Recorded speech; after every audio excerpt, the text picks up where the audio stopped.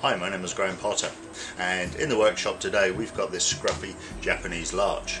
This tree was collected about 5 years ago in the Highlands of Scotland, and since that time it's been repotted a couple of times. It's developed a pot full of root and a massive fine twigging that you can see here.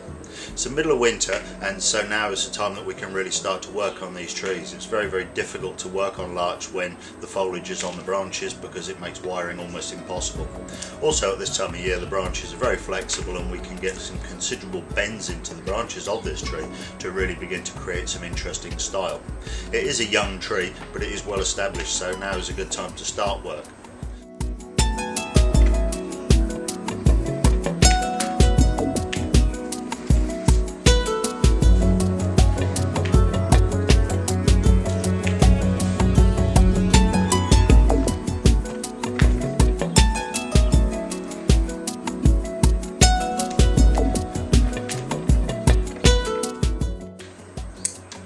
As trees like this begin to develop into bonsai, what we obviously need to do is develop some nice, dense, finely ramified branches. And in order to achieve that, we have to prune and prune and prune again. And but between those times when we prune, we have to allow the tree to grow for the health and the vigour of the tree.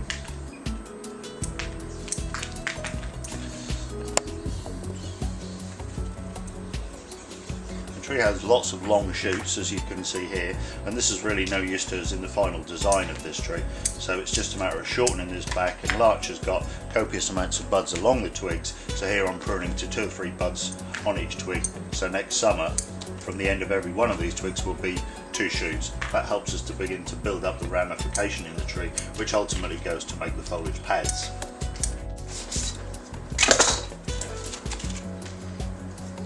So having removed this branch, you can now see much more easily the overall design that this tree is going to follow. By removing this, we've obviously improved the taper in this trunk.